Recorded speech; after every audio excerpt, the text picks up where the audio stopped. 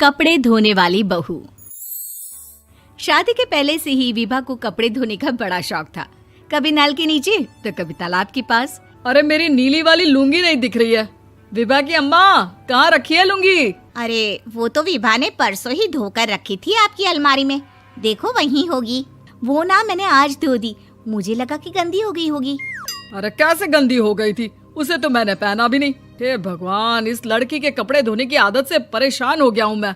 जितना तो घर में राशन नहीं आता, उससे कहीं ज्यादा डिटर्जेंट पाउडर का खर्चा है। इसकी शादी करवा दो, शादी जाए अपने घर में ही करे काम, फिर चाहे घर के कपड़े धोने हो या पूरे गांव के। हाँ ठीक बोल रही हूँ, देखता हूँ मैं कोई लड़का। वो दिन भी आ जाता है जब विभा को देखने लड़के वाले आ जाते हैं। लड़की मुझे अच्छी लगी। होने वाली सास कहती है, बेटी अगर कुछ पूछना है तो पूछ लो। वैसे तो हमारी लड़की बहुत ही शर्मीली है, जो बोल दो वो मान लेती है, इसे क्या पूछना होगा। अरे कैसी बात कर रही हो माँ, मुझे इन लोगों के घर रहना है, सवाल तो कई है। हाँ हाँ बेटा, पूछ लो ना, क्या पूछना है। आप लोगों के घर कपड़े कौन धोता है? सास का मुंह बन जाता है। देखो, अगर तुम ये कहना चाहती हो कि तुम्हें कपड़े धोने नहीं आते तो सुन लो, कपड़े मैं ही धोती हूँ, लेकिन तुम्हारे आ जाने के बाद मैं रुमाल तक नहीं धोऊंगी। अरे चुप रहना भाग्यवान, बहू बेचारी घर आई नहीं, उसे डराना शुरू कर दिया।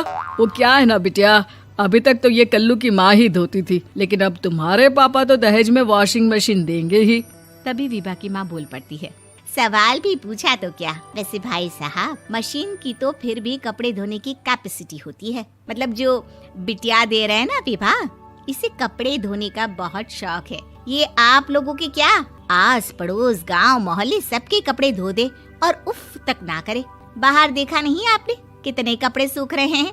सब हमारी बिटिया ने ही तो धोए हैं। बस भी करो ना माँ, शर्म आ रही इतनी तारीफ सुनकर।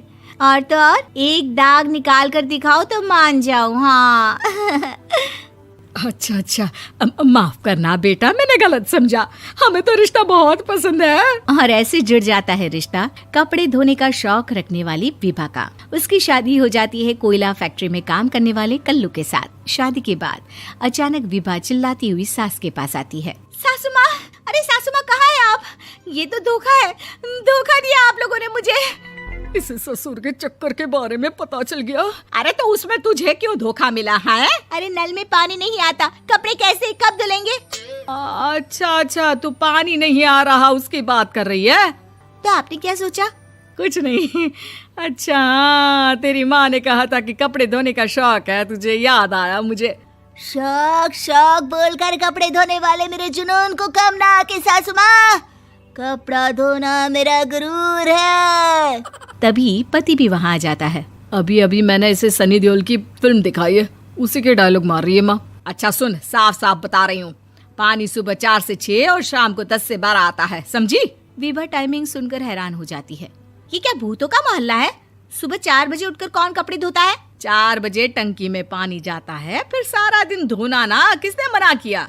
अरे कैसी बात कर रही हैं? 200 लीटर की टंकी में कितने कपड़े धो लूंगी मैं? सुबह ही उठ जाऊंगी मैं। अब क्या था, विभा सुबह 4 से लेकर रात के 12 बजे तक कपड़े ही धोती रहती। एक रोज सास पड़ोस से निकलकर कहीं जा रही होती है कि साथ वाली कहती है, हाँ कल्लू की माँ, जरा ये बताओ कि 2 साड़ी है, 2 ब्लाउज और एक पेटीकोट और एक नाड़े वाला लंबा कच्छा। हाँ तो? अरे तो क्या, कितना लोगी धुलाई ये बताओ। धोबन दिख रहे हैं हम क्या? हमारे पति सरकारी नौकरी से अभी रिटायर हुए हैं और बेटा सुपरवाइजर है कोयला फैक्ट्री में। धोबन समझ रखा है हमें? हाय रे कल्लू की अम्मा, माफ कर दो, वो तो मोहल्ले में यही सब बता रहे थे कि तुमने बहू को कपड़ा धुलवाने के काम में लगा दिया है। सास को पड़ोसन की बात सुनकर गुस्सा आ जाता है। वो घर पहुंचती है जहां घर के बाहर ही इतने सारे कपड़े सूख रहे होते हैं जितने कि किसी धोबन के घर पर। अरे ओ कल्लू की दुल्हन, बाहर निकल। माँ जी यहीं आ जाओ, बाथरूम में चादर धो रहे हैं हम। अरे अभी हम धोते हैं, तुमको बाहर निकलो। ये आस पड़ोस वाले बोल रहे हैं कि हम बहू से कपड़े धुलवा कर उसे कपड़ा धोने वाली बना दिए हैं। अरे छोड़ो ना माँ जी, किन लोगों की बातों में आती हो? आस पास के लोगों का तो काम ही होता है कि वो किसी तरह सास बहू को लड़ा दे। बहू सारे घर के कपड़े धोती है, ये क्या कम है? बोलिए। सास को भी लग जाता है कि वो बहू का ये सनकीपन नहीं छुड़वा सकती, इससे अच्छा है कि खुद ही चुप हो जाए। एक रोज सास और बहू मंदिर जाते हैं, जहाँ सास की साड़ी वहाँ खड़ी भीख मांगने वाली से मिलती है। माँ जी क्या बात है, आपकी साड़ी उस भिखारन से कितनी मिल रही है ना? हाँ हाँ देखो तो, दोनों की साड़ी मिल रही है। क्या बात है कल्लू की अम्मा, तुम खुद को तो अफसर की बीवी बताती हो और ऐसी सिंपल सी प्लेन साड़ी पहनकर घूमती हो। सिंपल और प्लेन नहीं है ये साड़ी। तो क्या सोने के धागे से फूल बने हैं? कुछ भी सासू माँ, कुछ भी। हाँ बने थे इस साड़ी में सोने के धागे से फूल। मेरे पति लेकर आए थे मद्रास से स्पेशली मेरे लिए 10,000 की। ताहे भाई साहब इस भिखारन के लिए भी सेम टू सेम साड़ी लेकर आए होंगे 10,000 की। सास उस वक्त तो कुछ नहीं कहती, लेकिन बहू के साथ घर आती है और अलमारी से एल्बम निकाल कर लाती है। ये साड़ी देख रही है, ये वही साड़ी है जिसे मैंने अभी पहना था। इस साड़ी में ये जो चमकदार फूल दिख रहे हैं ना, ये सोने के धागों से काढ़े गए हैं। लेकिन तू लोकल वॉशिंग मशीन ब्रश से घिस घिस कर सारे फूलों को निकाल कर साड़ी प्लेन कर दी। मुझे माफ कर दीजिए सासू माँ। और तो और, जब मैंने तुझे तेरी गलती के लिए कुछ नहीं कहा, लेकिन तूने तो सबके सामने मेरा मजाक ही बना दिया। क्यों? बहू को समझ में आ जाता है कि अब से उसका कपड़े धोना बंद।